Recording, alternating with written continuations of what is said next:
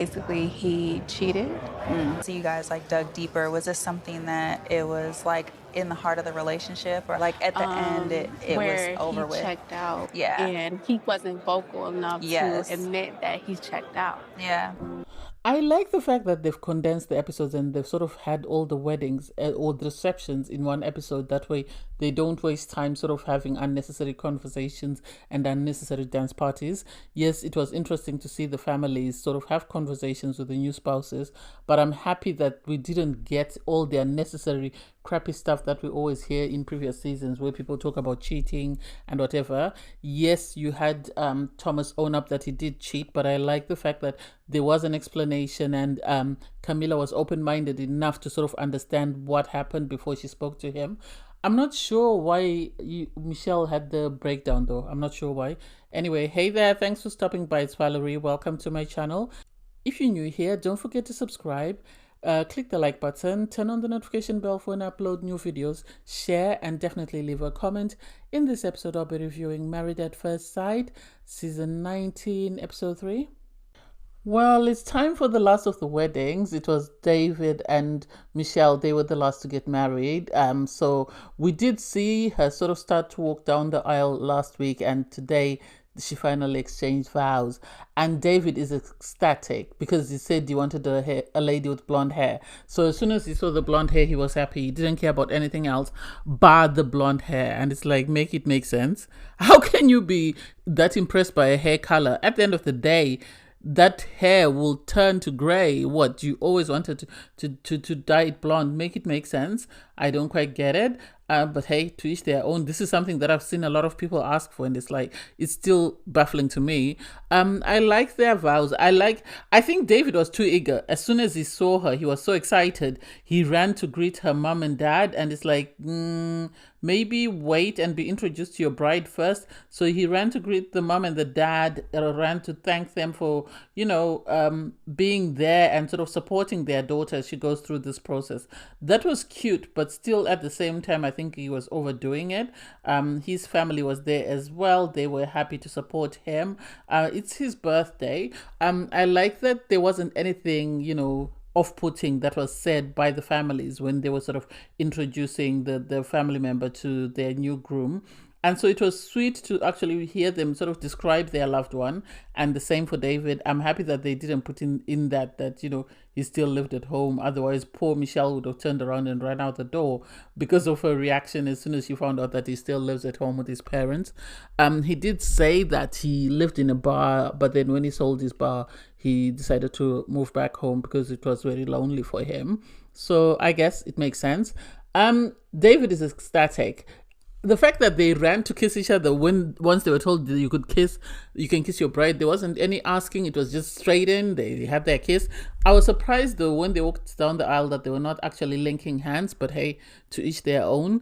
They then sort of sat down for a conversation where they were just telling each other she loves to live in the city. He told her about his living environment. He didn't say he lives in the basement, so that's something she'll find out when she gets there. But the face she made told me that she's like, oh my God, why are you living at home? She seemed to sort of lighten up just a tiny bit when he explained his reason. I don't know whether she's fully accepted the fact that he lives at home with his parents or whether she's just trying to be nice because, it's being recorded. So I can't wait to see what the reaction is once that sort of sits with her. What do I think? I think they'll make an okay couple. They both say they're really looking forward to this. This is something that they've wanted for a long time. So it seems they're very ecstatic and it seems they're happy with the person that they've been matched with. So that's all you can ask for, as long as your partner is impressed by who they've been matched with, because that's normally the stumbling block for most people on Married at First Sight. So at least tick one, they've accepted. Yes, the living environment situation they'll have to discuss, but I think once she realizes that he's got bank, it sounds like he's got bank and is just living at home just for the sake of it, I think she'll settle in and they'll be fine. It's quite interesting how they've decided to edit the weddings this season, unlike previous seasons where you'd have one episode dedicated to whoever was getting married and you see them up until they leave the reception.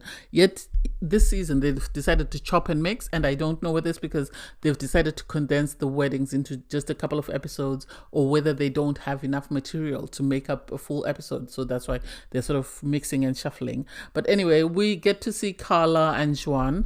They are very cute. They are very photographic. I don't know whether they're influencers or whatever, but they're very photogenic in the sense that all their pictures look so natural. It's as though they've known each other prior to them entering the experiment. So it's quite cute to see.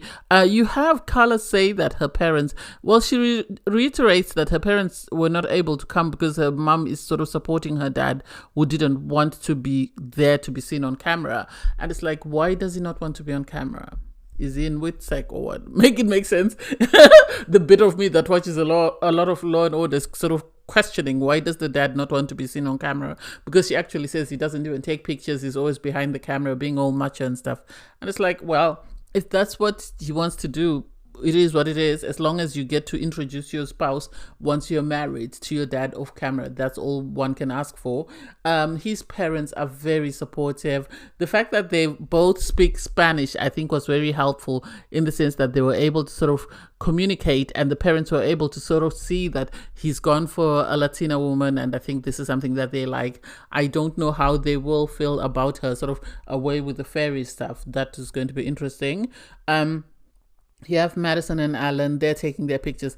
And Alan is ecstatic because he says, Madison is the woman that he's always wanted. She is quite stunning. He's over the moon and he couldn't have asked for more. So he's happy. And she is saying he's not her type, but she doesn't say she doesn't like him. And it's like, why bring in the not my type connotation? It leaves a bad taste in people's mouth when you hear somebody say you're not my type, and it's like, so if I'm not your type, why didn't you stay in the real world and look for your type? You were coming to the experiment, you knew you'd be matched with someone. Just take what you've been given and see if it works. If it works, amazing. If it doesn't, amazing still. You have Michelle and David. Well, Michelle, I said it before, Michelle was taken aback when David said that he lives in his parents' house. I feel like this is what I think. I think Mavs, when they have someone with money, they try and sort of bring him down. That way the spouse doesn't know that he's got money. They did the same thing with Steve. Steve had money and people later found out he had money. But initially we were told that he's got no job, is this, that, and the other. Even the other guy who was married to Dominic, I think, they said he was living in his friend's basement, only to find out that he was running a company or something like that. And so I think Mavs have this thing whereby when they have someone with money, they try and sort of humble him, or they try and bring him down. That way his spouse doesn't know that this is it, because the guy is trying to be loved for who he is. So they seem to be excited with what they've been matched with, but obviously Michelle has concerns about the fact that he lives with his parents, and I don't know how she's going to feel when she realizes that he lives in the basement. That's going to be quite an interesting conversation. Camille and Thomas. Thomas is happy. He says his dad would be proud of him. He's at a stage whereby, he wants to get married. On her part, Camille says she likes everything he's telling her. And it's like, it's one thing to say something, but it's another thing to put it into practice. So she has to look out for the things that he's not telling her. This is where the concern is going to be in regards how will she feel about the things that he's not telling her. He has told her everything she wants to hear. It's now time for him to put his words into action and see if that actually plays out, because I feel like they would make an amazing couple. I know someone in the comments, I've forgotten who it was saying that there's a wife swap situation in the experiment. I hope they are not the wife swap situation. I hope if he decides to try and do that, I hope his twin talks sense into him and sort of makes him focus, because I think Camille will make him an amazing wife. That's just my opinion. Why does it seem like everybody's auditioning for their next show? make it make sense, because you have Joao. I think it seems like he thinks he's on Shark Tank because he's pitching, his app. He's discussing his app with his new bride, and it's like, just give her a moment to settle in. He lets her know he developed an app for people at the airport to communicate, because it seems people at times are waiting for hours on end. Yeah, I've recently had to wait in China for 9 hours, so I get what he means. And so he's developed this app that he wants people to sort of communicate with one another whilst they're waiting for their flights, or whilst they're waiting for whatever they're waiting for at the airport. And that's like, why are you pitching it on Lifetime? Why not go to Shark Tank? But anyway, they seem very happy, they seem at peace, they seem like very hardworking people. With Karla, she says she's not structured. She can arrange her sort of schedule as per the week, whereas with Joao, he says he's more structured and he's more sort of got a program of what he wants to do, and so he works in construction plus this app, so he I think his time is very limited. So hopefully it will be interesting to see how they navigate their relationship. Camille and Thomas, they're sort of talking about their former relationships. It seems Thomas was in a relationship for 9 years and eventually they grew apart. Camilla says she was in a relationship for 5 years and they grew apart. So it seems once they're locked in a relationship, they do tend to spend a long time in those relationships. It's just a matter of, will they commit to this marriage? I really hope they do commit to this marriage and that they actually last. Then you have Emma and Ikechi. Is he auditioning for The Voice? What is it? He has a musician come and perform for his wife, and they sing this song, and then he gets into his, this deep voice like Boys to Men, where he's talking to his bride, and it's like, it's now becoming a bit cringe. It's a bit too much. But anyway, if that makes them happy, I love it for them. And they both seem very excited, very at peace with the bride that they've been matched with. So I can't wait to see what happens, after the weddings, because that's when the drama starts. And I hope, because they've gone for a more mature cast, I hope the cast actually behaves itself and doesn't lead to any unnecessary drama. So you have Alan and Madison sit down with each other's friends to sort of just answer a couple of questions and get insight into their partner. And this normally happens a lot on Married at First Sight. And I'm actually happy that this bit with Alan and Madison, there wasn't anything cringe, because I remember, there was a years ago, I don't even know what season, where that girl, her friends were sort of telling the husband that she likes to have sex this way, that and the other. So at least these questions were very sort of informative and sort of gaining insight into the person that their friends had married. So Madison's friends wanted to find out what's Alan's expectations of the marriage, and he was more or less talking about the fact that he looks forward to being around 80 and still being friendly with his wife, throwing tennis balls at one another from their Zimmer frames and stuff. So that was cute to see. And he also spoke about the fact that he had a relationship that didn't work out, and it's very sad to hear that people are stuck in these very abusive relationships that are very toxic, because apparently, I think there were trust issues with his former partner, whereby you'd be asked for a receipt if you went to a gas station. What time did you go there? Where did you go? And so he's saying his goal, he's always said this. He said this before about his job and financial security, that his goal is to try and make sure that he sort of gets the things that he didn't have in childhood. So his parents were divorced, and so he is looking for a relationship that lasts not just a year but a lifetime. And also he said he's a great advocate for mental health because of the custody battles. He had to go through counseling for that. So it's nice to hear that he's been in counseling, and I hope this actually shows and this actually works for him, because it seems like he really wants to get married. Sadly, his wife says, she believes in attraction, but then she says attraction is not just physical attraction. I want him to like the qualities that make me and stuff. And it's like, my biggest concern about Madison is she's the youngest person in the experiment. One, so I don't know how ready she is. She might be financially ready, but I don't know whether she's psychologically ready for marriage. And I really hope she is what Alan is looking for in a wife, because he really seems to have come prepared, and hopefully he doesn't derail and sort of crumble at the last minute. You have Michelle and David there next. David gets to speak to Michelle's friends, and you have Michelle speak to his mom and dad, and it's like, oh my god, that's deep. That's gone serious very quick. And the friends are sort of wanting to find out, is David really serious about marriage? How is he going to deal with conflict resolution? How is he going to support his wife? Because these are things that they want to hear. And his answers were very, well, I don't know though. They seem more rehearsed than anything else. So I don't know how serious he is about marriage. I know he said all his siblings are married. He wants to get married. He feels he's at a stage in life where he wants to get married. So I hope he really is serious. Michelle, on her part, asks the mom, are you okay with him still staying at home? And it's like, oh my God, that's a bit too much. That's a bit too much. We shouldn't have discussed this. I feel like she should have maybe waited and sort of got to know them first before she starts asking them, why is your son living at home? Is he a bum? That's more or less the what she sort of implied. And I like that the mother said, no, he's staying with us because we love him and we want him to stay with us, not because he doesn't have anywhere to go. And it's like, oh, okay, that's sweet. Hopefully, things work out. But I don't know. And her friends saying that, she doesn't like people who are not goal orientated. She wants people that are goal orientated. And it's like, I don't know. I really am concerned about this. And I don't know how this will work out long term. Because if she's going to be controlling, then he doesn't look like someone who wants to be controlled. With Juan and Karla, I didn't quite get what they're interested in. Anyway, I like the fact that Juan actually appreciated Karla's brother-in-law and sister for supporting her since her parents are not there. So he was very appreciative of that. They asked him, what made you choose to do it this way? He said he's quick to fall in love, and it most of the times it doesn't work. So he was hoping this way the experts would find him his right match, and then he would be able to sort of build on that because he feels he's at an age where he can do that. And I think it's a good idea. I think if you're someone who's always falling in love at the drop of a hat, then maybe it's worth you sort of getting someone else to help you and sort of be your eyes, since you yourself cannot see properly. And then you had Karla. She said, well, she's always away with the fairies, it seems. So she's looking for someone to give her stability.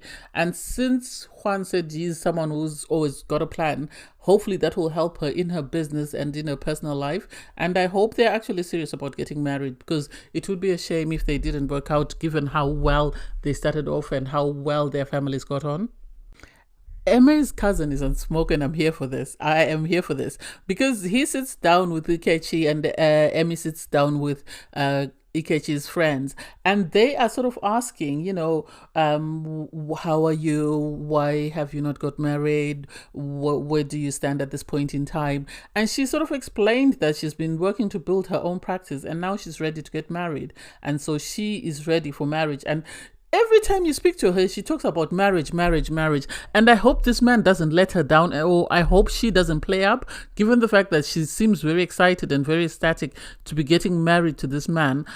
For her cousin, I loved the questions he asked. Have you been in a committed relationship before? Yes, I was engaged to someone. Why did you not get married? How long ago was it? Those are the questions that needed to be asked. Because at 41, there needs to be a reason as to why this man is still single. There needs to be a reason as to why he's entered the experiment. He's tried to enter the experiment before, wasn't cast, and then he's come back again. So why has he come back again? And so I'm happy that her cousin actually held his feet to the fire and actually asked him the questions that needed to be asked. That why did you move towns in order to be matched? Are you running away from somewhere? Are you planning on staying here permanently? Because my cousin, this is where her practice is. This is where her family and friends are. So if you're planning on moving, let us know. And so I love that he asked all those questions, and it actually made sense for him before he just went along with it. And before he asked him, he told him, I have to ask you these questions because he is representing the family. So he has to make sure that he does the best job possible, because otherwise the family is going to ask him, why didn't you ask that man what was going on? For Ikechi to say your cousin will always be protected, she'll always be respected. We'll wait and see. We'll wait and see what happens, because we can't just take your word for it. We have to see the actions. So I can't wait to see what happens there. And then Camille was talking to her friends and her sister, and they told her that, your match says he did cheat. He cheated on his previous relationship. And she said she's heard that he's committed. I like the fact that one of her friends said he went to therapy. So they told her the bad stuff, and then they sort of summed it up for her to say, yes, he made a mistake, but he took ownership of his mistake and he worked on it, and he actually went to counseling to try and understand why he did what he did. So I hope this works for her, because Camille seems really, really smitten. She seems smitten. She reminds me of Brianna when Brianna saw Vincent and how smitten she was. So I hope this works, because they are my Brianna and Vincent as far as I'm concerned. I actually liked the fact that they condensed the weddings and we were sort of hopping from one wedding to another, because I think it saved time on all the unnecessary stuff that we normally get to see at the weddings. I feel like it was nice that families got to sort of sit with this new spouse and sort of give their opinion on their family member and sort of their expectation of the marriage, or what to look out for to make sure that the marriage is successful. So I can't wait to actually see what happens. Obviously, they had the dance party and then everyone went to their rooms. And in true mouse style, they had to have the husbands help the brides out of their wedding gowns. I don't know when they'll stop this. I don't know who came up with this genius idea. I think it's time to retire it, because it's now sort of over. Yes, there were issues that were raised by the families, but I like that the brides were able to look at both the good and the bad and sort of make a decision from there. So they all go to bed and get ready for bed, and it seems everybody's in a good space. I feel like, because like with Camila, her friends were trying to sort of ask her, are you going to have sex? And one of her friends said, please, I promised everyone that you wouldn't, so please don't let me down. And it's like, well, if she likes a groom, what do you do? I always believe that people should get to know their partners first before they decide to have sex, but you can't dictate what an adult does with their body. We barely got to see as much of Emma and Keji, and I don't know why, whether it was because there was no drama at their wedding or whether just the fact that the producers didn't have enough material. I don't know. And so everybody went to bed. I really like Camilla and Thomas. They seem to have sort of recovered or bounced back from the issue of Thomas having cheated on his ex. With Michelle, I'm surprised that she had a breakdown. I don't know why she had a breakdown and why she's so panicky about the fact that this guy lives at home. I've said this before and I'll say it again. It could be David's money. This is why he's living at home, and his family is happy for him to live at home, because he's saving all this money from paying rent and living alone. He's got no wife. Everybody else in his family is married. So maybe his mom likes looking after him. After all, she says she's happy to sort of look after her son. So I can't wait to see what happens, because next episode they go on their honeymoons, and we all know that that's when things go south. And so it's going to be interesting to see what happens then. Apparently there's going to be a cheating scandal that's going to come up. I hope it's not what it looks like, because it looks like Alan and Emma was sort of trying to console him, and I hope she's not the one. Anyway, thanks guys for watching. Please don't forget to like, share, comment, and subscribe, and click the link in my video to watch my review from episode 2. Bye guys.